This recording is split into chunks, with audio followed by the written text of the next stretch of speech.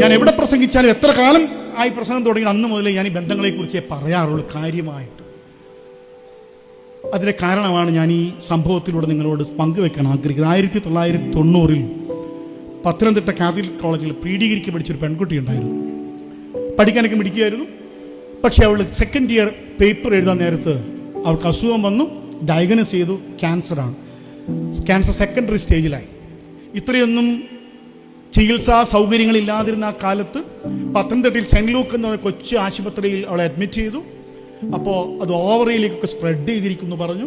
അങ്ങനെ അവളുടെ right ovary മുറിച്ചു മാറ്റി. 17 വയസ്സിൽ ഒരു ഓവറി നഷ്ടപ്പെട്ട് ക്യാൻസർ സെക്കൻഡറി സ്റ്റേജിലെത്തിയ പെൺകുട്ടിയെ തിരുവനന്തപുരം RCCയിൽ അഡ്മിറ്റ് ചെയ്തു. ഒരു 17 കോഴ്സ് കീമോതെറാപ്പിയിലൂടെ ആ പെൺകുട്ടി കടന്നുപോയി. ഇങ്ങനെ എന്താ പറയുക, മുടിയും പുരിയും എല്ലാം കൊഴിഞ്ഞ് ഒരു വിറങ്ങലിച്ച വിറക് കൊള്ളി പോലെ മരണം നോക്കിക്കിടക്കുന്ന ഈ കുട്ടിയോട് ഡോക്ടർ പറഞ്ഞു, ഇനി ഒരു 15 ദിവസം കഴിഞ്ഞിട്ടാണ് റേഡിയേഷൻ തുടങ്ങുന്നത്. അന്നൊക്കെ അങ്ങനെയാണ് ചികിത്സാ രീതി. അതുകൊണ്ട് വേണമെങ്കിൽ മോക്കും അമ്മയ്ക്കും വീട്ടിൽ പോകാം. അങ്ങനെ തിരിച്ച് ഈ അമ്മയും മകളും വീട്ടിൽ വരികയാണ്. പത്തനംതിട്ട നന്നോക്കാട് ആണ് അവരുടെ സ്ഥലം. അവിടെ വന്നു. ഒരുപാട് പേര് പ്രാർത്ഥിക്കാൻ വേണ്ടി വന്നു. ഈ മോക്ക് വേണ്ടി ഒരുപാട് പേര് പ്രാർത്ഥിച്ചു. സഭാവിശ്വാസപ്രകാരം തൈലാഭിഷേക ശുശ്രൂഷ സ്വീകരിച്ചു. വിശുദ്ധ കുർബാന അനുഭവിച്ചു.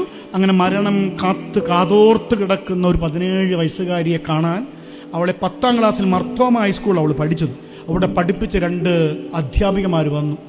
ഒരാൾ മർത്തോമ സഭയിലെ അച്ഛൻ്റെ ഭാര്യയായിരുന്നു. അടുത്ത കാലത്ത് അച്ഛൻ മരിച്ചു പോയത്. അപ്പോൾ അവർ വലിയ പ്രാർത്ഥന നടത്തി. അവർ പറഞ്ഞു, മോള് ഞങ്ങൾ മോക്ക് വേണ്ടി പ്രാർത്ഥിക്കാൻ പോവാണ്. അപ്പോൾ അവളിങ്ങനെ കിടക്കുന്ന മുറിയുടെ മുകളിൽ ഒരു നിറം മങ്ങിയ ക്രിസ്തുവിൻ്റെ ഒരു ചിത്രമുണ്ട്. ഇവർ പറഞ്ഞു, മോൾ അതിലേക്ക് നോക്കിയോ, ഞങ്ങൾ പ്രാർത്ഥിക്കാം. അവർ ഏകദേശം ഇങ്ങനെയൊക്കെ പ്രാർത്ഥിച്ചു. മോളു, ദൈവമേ നിനക്ക് മനസ്സുണ്ടെങ്കിൽ ഈ കുഞ്ഞിന് സൗഖ്യം കൊടുക്കണേ, തൊട്ട് സൗഖ്യമാക്കണേ എന്ന് പ്രാർത്ഥിച്ചു. പ്രാർത്ഥന കഴിഞ്ഞപ്പോൾ അധ്യാപകർ നോക്കി. ഈ 17 വയസ്സുകാരി ഈ പതിഞ്ഞ ശബ്ദത്തിൽ പറഞ്ഞു, ടീച്ചറെ എന്നെ ക്രിസ്തു തൊട്ടു. കണ്ടു നിന്ന പലർക്കും ഇത് മനസ്സിലായില്ല. ക്രിസ്തു തൊടുകയെ, ഈ കൊച്ചെന്തോ പിച്ചും പേയും പറയുക. പ്രായമുള്ളവർ പറഞ്ഞു, ഇത് കെടാൻ പോകുന്നതിന് മുമ്പുള്ള ആളിക്കത്തലാണ്. പക്ഷെ 15 ദിവസത്തിനിടയിൽ അവൾ ആദ്യമായി കഞ്ഞിവെള്ളം അങ്ങോട്ട് ചോദിച്ച് വാങ്ങിച്ചു കുടിച്ചു. അത്ഭുതകരമായി ഈ പെൺകുട്ടിയുടെ രോഗത്തിന് അവസ്ഥയ്ക്ക് മാറ്റം വന്നു. മാറ്റം വന്നു കഴിഞ്ഞപ്പോൾ ആൾക്കാർ പറഞ്ഞു, ഇത്രയും മാറ്റം വന്ന സ്ഥിതിക്ക് ബാക്കിയുള്ള ചികിത്സ കൂടി നടത്തുന്നതാണ് ബുദ്ധി. അപ്പോൾ അവൾ പറഞ്ഞു, എന്നെ തൊട്ടത് ക്രിസ്തുവാണെങ്കിൽ എൻ്റെ സൗഖ്യം പൂർണ്ണമാണ്, എനിക്ക് ചികിത്സ ആവശ്യമില്ല. പക്ഷെ ബന്ധുമിത്രാദികളും ഈ അഭ്യുതകാംക്ഷികളും സമ്മതിച്ചില്ല. അവർ യുക്തിപൂർവ്വം പറഞ്ഞു, അതൊന്നും പറഞ്ഞിട്ട് കാര്യമില്ല, ചികിത്സിക്കാൻ പോകണം. അങ്ങനെ നിർബന്ധത്താൽ ഇവളും അമ്മയും വീണ്ടും RCCയിൽ പോയി. ചികിത്സ തുടങ്ങുന്നതിന് മുമ്പ്, ഇതൊരു എക്യുമെനിക്കൽ വേദിയാണല്ലോ, അതുകൊണ്ടാണ് ഇങ്ങനെ പറഞ്ഞത്. അവിടെ ഒരു CSI-കാരനായ ഡോക്ടർ ഉണ്ടായിരുന്നു, ഡോക്ടർ രാജൻ. അദ്ദേഹത്തോട് ഈ മോൾ എല്ലാ കാര്യങ്ങളും പറഞ്ഞു. അയാളൊരു കൗൺസിലർ കൂടിയായിരുന്നു. സാർ ഇങ്ങനെയൊക്കെ സംഭവിച്ചു, അതുകൊണ്ട് പറ്റുമെങ്കിൽ സാർ എന്നെ ചികിത്സിക്കാതെ പറഞ്ഞയക്കണം.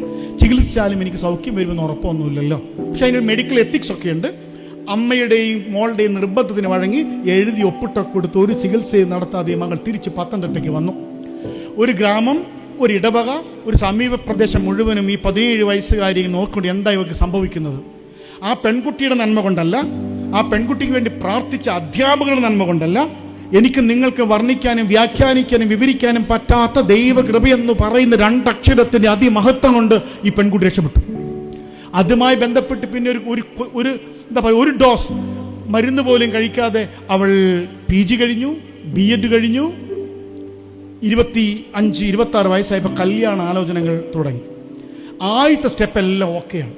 2ാമത്തെ സ്റ്റെപ്പിൽ ഓവറി പോയ കാര്യം പറയും, ക്യാൻസർ വന്ന കാര്യം പറയും, സെക്കൻഡറി സ്റ്റേജിൽ നിന്നാണ് ഒന്ന്. അപ്പം സ്വാഭാവികമായിട്ടും 2 ഓവറിയുള്ള പെൺകുട്ടികളെ കെട്ടാൻ ആണിനെ കിട്ടാത്ത കാലത്ത് ഏത് പൊട്ടനാണ് വന്നിട്ട് ഇങ്ങനത്തെ ഒരാളെ കെട്ടാൻ പോകുന്നത്? ഇനി കെട്ടിയാൽ പോലും കുട്ടികളുണ്ടാകാനുള്ള സാധ്യത ഒരു 20% താഴെയാണ്. ഞാൻ എൻ്റെ സംഭവം വിവരണം അവസാനിപ്പിക്കുകയാണ്. ആ പെൺകുട്ടി ഇന്നും ജീവിച്ചിരിക്കുന്നു. ആ പെൺകുട്ടിക്ക് 24 22 വയസ്സ് പ്രായമുള്ള 2 ആൺകുട്ടികളുണ്ട്. ഇത്രയും കൃത്യമായ പെൺകുട്ടിയെക്കുറിച്ച് പറഞ്ഞത് അവൾ എൻ്റെ ജീവിത പങ്കാളിയായതുകൊണ്ടാണ്. ഞാനും നിങ്ങളും തൊട്ടാൽ അതിനപ്പുറത്ത്, നമ്മുടെ ബുദ്ധിക്കും യുക്തിക്കുമൊക്കെ അപ്പുറത്ത് സൗഖ്യം കൊടുക്കുന്ന ഒരു തമ്പുരാൻ ജീവിക്കുന്നുണ്ട് എന്നുള്ള ഓർമ്മയാണ് ഈ നോമ്പിൽ കൂടെ സഞ്ചരിക്കുമ്പോൾ എല്ലാ നോവുകളെയും നമുക്ക് സൗഖ്യമാക്കേണ്ടത്.